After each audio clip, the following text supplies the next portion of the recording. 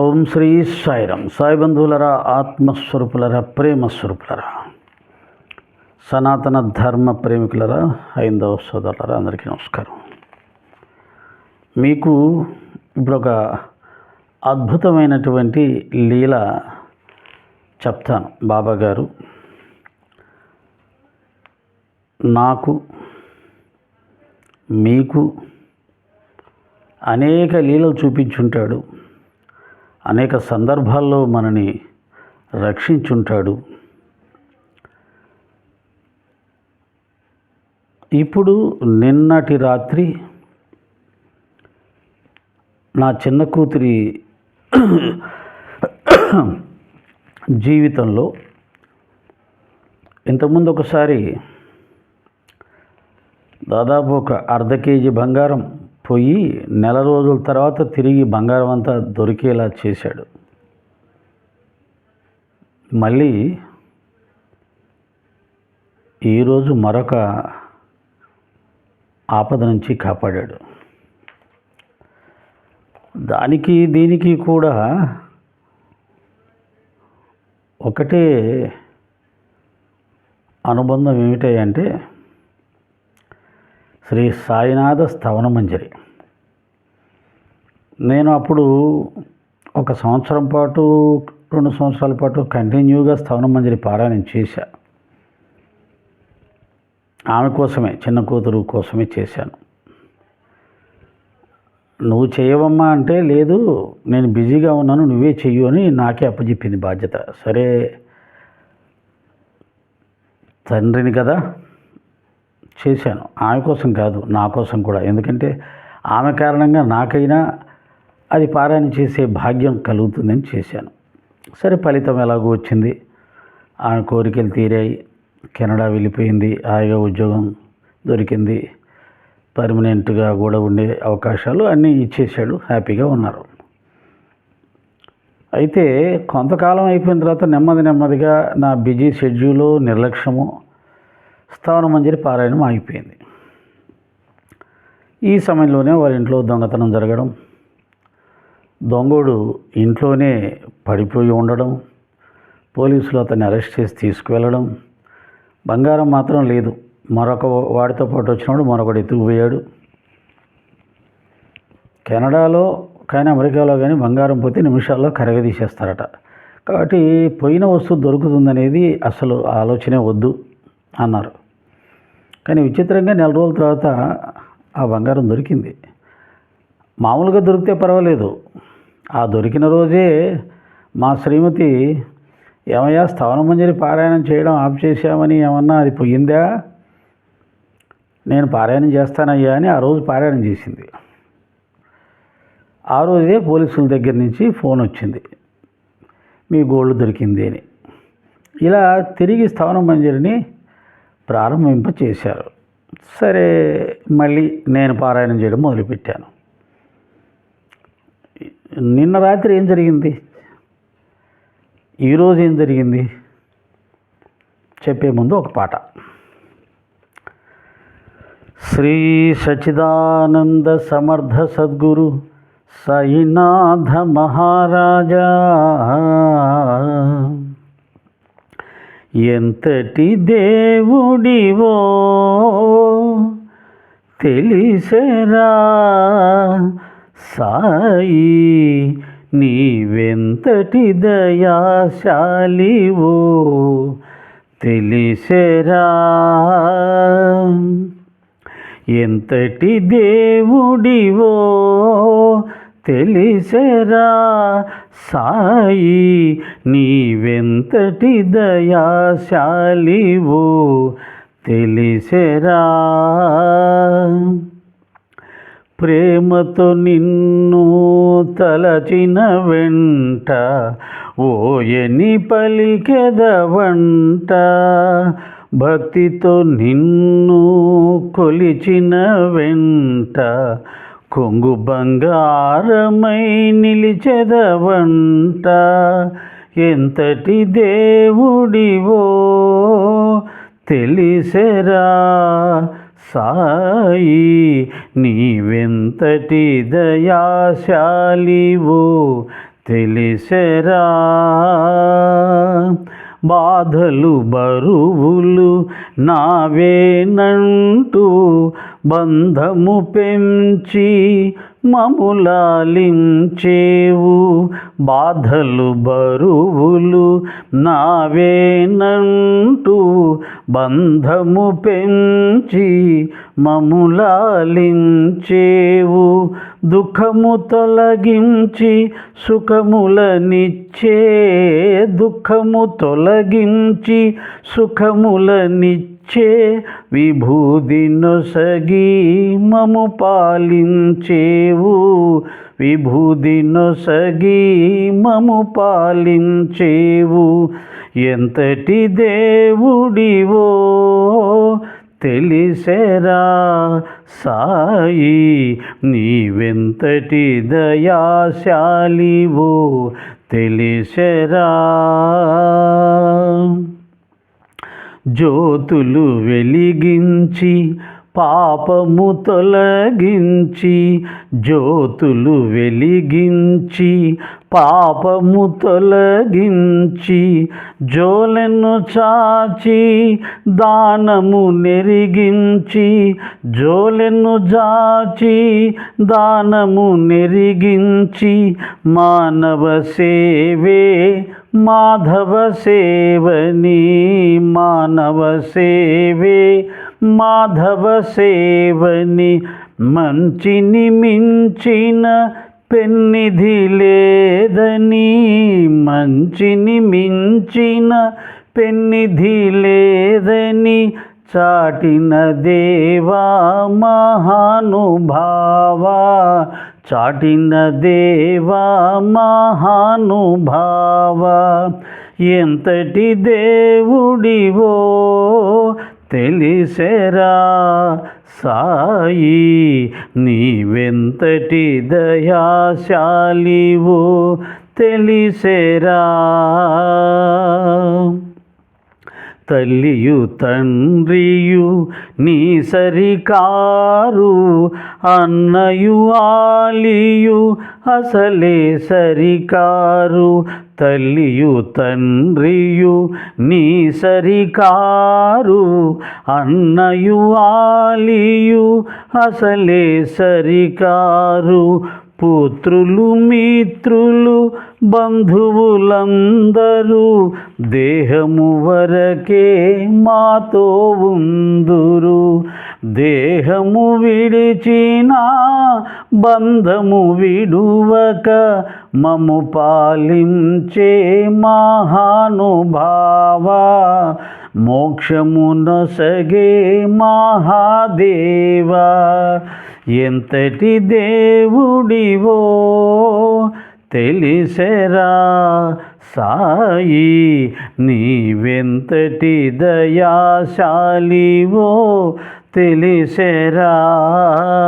ప్రేమతో నిన్ను తలచిన వెంట ఓయని పలికెదవంట, భక్తితో నిన్ను కొలచిన వెంట కొంగు బంగారమై నిలిచెదవెంట, నిలిచెదవంట. అలా ప్రేమతో పిలిస్తే చాలు ఓయని పలుకుతాడు. ప్రేమతో కొలిస్తే చాలు కొంగు బంగారమై మన వెంటే ఉంటాడు అన్నది మరొకసారి రుజువు చేశారు ఆయన. ఎలా అంటే, నిన్న రాత్రి కెనడాలో ఉన్నటువంటి చిన్న కూతురు యొక్క కుమారుడు పేరు వేద్ పైన అప్స్టేర్లో వాడి వయసు 1.5 సంవత్సరం. 1.5 సంవత్సరం.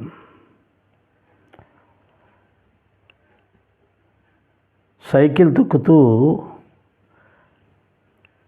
పై మెట్టు నుంచి దాదాపు 10 మెట్లు, దాదాపు పూర్తిగా 10 మెట్లు, పెద్దగా ఉండే మెట్లే, చిన్నవి కూడా కాదు,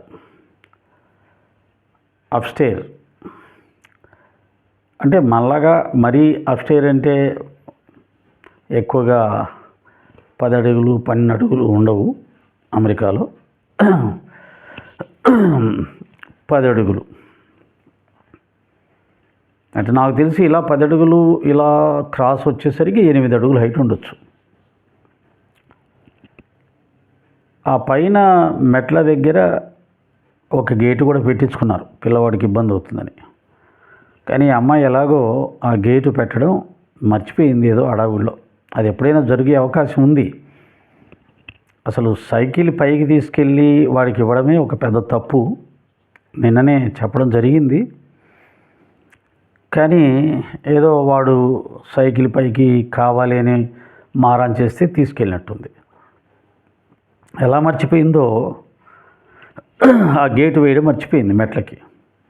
వాడు సైకిల్ తొక్కుతూ ఆ మెట్ల మించి డైరెక్ట్గా ఇలా ఉన్నాయి మెట్లు పూర్తిగా.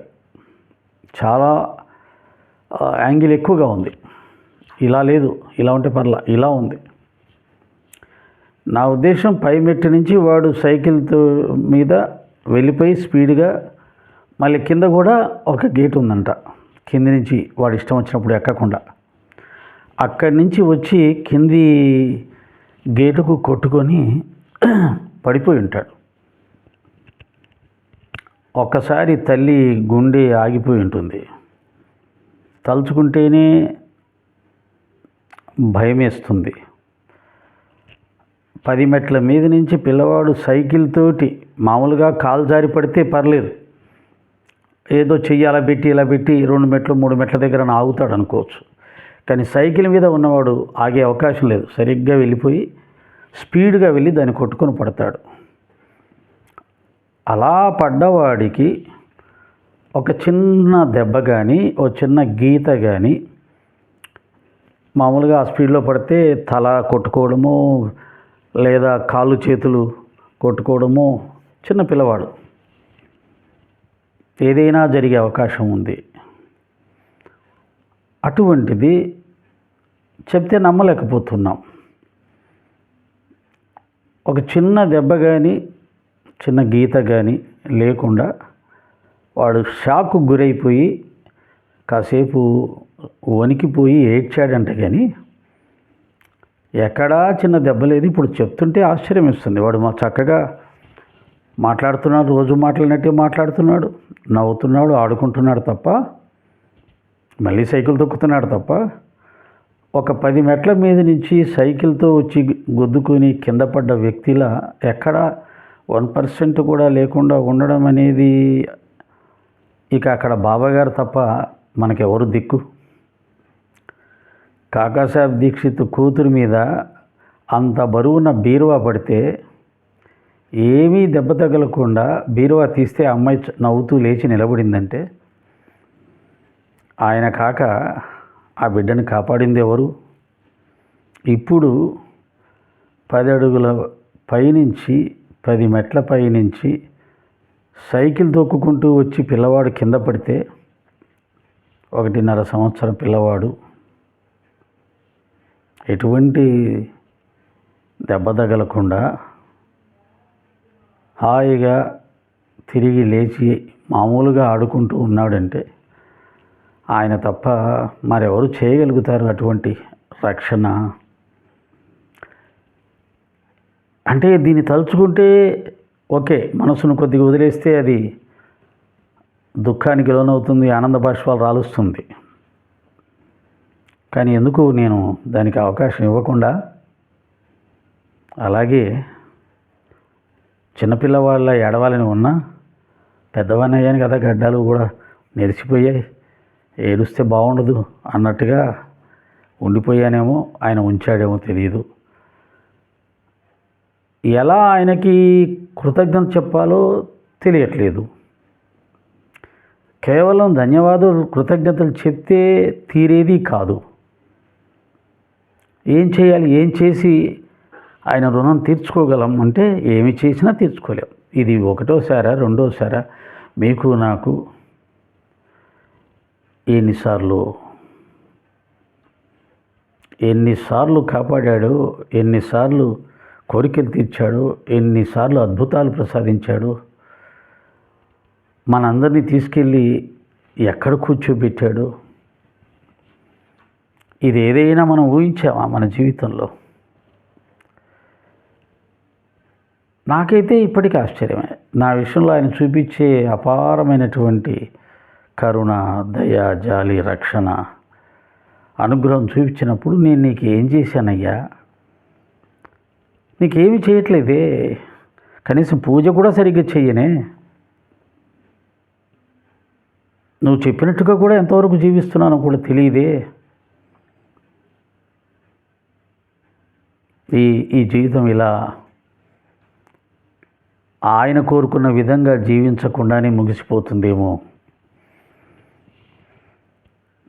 చెయ్యాల్సిన టైంలో చెయ్యకుండా వయసులో ఉన్నప్పుడు అప్పుడు ఓ రకంగా నిర్లక్ష్యం చేసాం. ఇప్పుడు వృద్ధాప్యం వస్తూ ఉంది కాబట్టి ఓపిక లేక చేద్దామన్నా చేయలేని పరిస్థితి. ఎంతో చెయ్యాలి. రాత్రి పగలు నా కోసం తప్పించమన్నాడు. ఏమీ లేదు.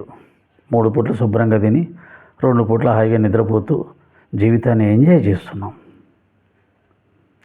టయానికి కాఫీ, టయానికి టీ, టయానికి భోజనాలు, టయానికి నిద్ర, నంచుకోవడానికి అప్పడాలు దప్పడాలు అన్నీ తినుకుంటూ టీవీలు చూసుకుంటూ హ్యాపీగా ఆయన అనుగ్రహంతో జీవించేస్తున్నాం. కానీ ఆయన కోరినటువంటి ఆ యొక్క జపమో, తపమో, ధ్యానమో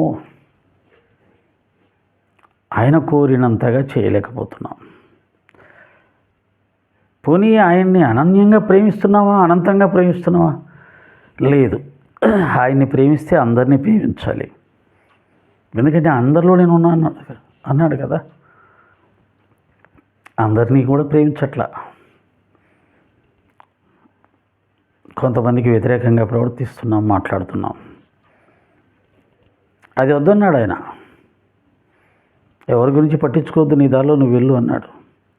కానీ అన్నీ చూస్తున్నాం, అందరి మీద స్పందిస్తున్నాం, మాట్లాడుతూ ఉన్నాం. ఏమో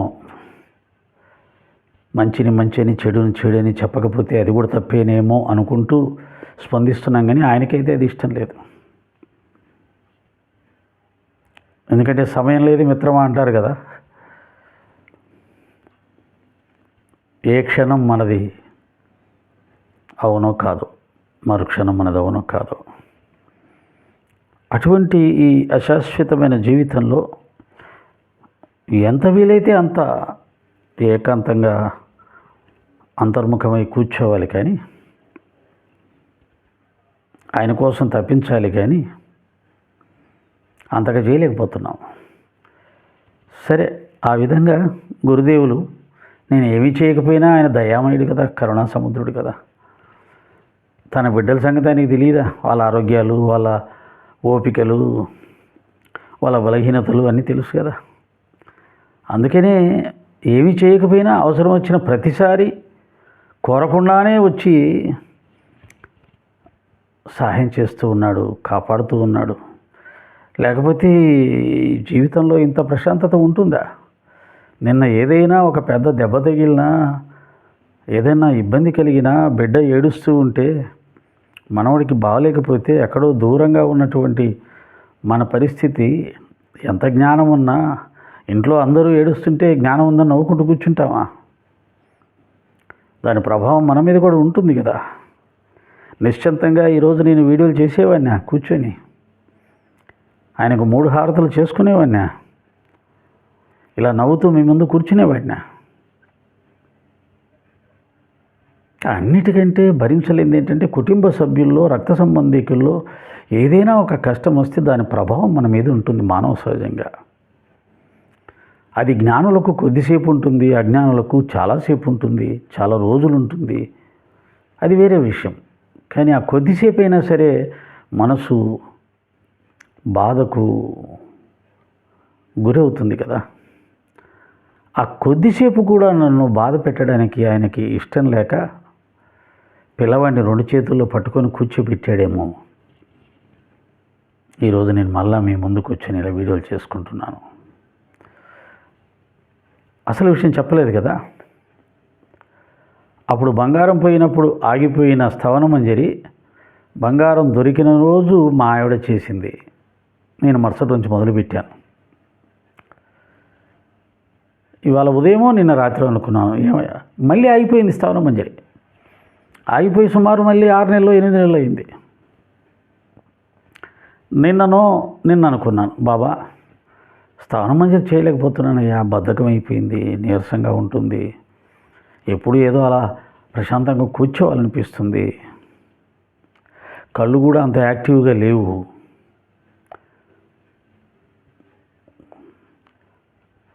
రేపు శివరాత్రి కదా, రేపటి నుంచి మొదలు పెడతాను బాబా స్థవనమంజరి అన్నాను.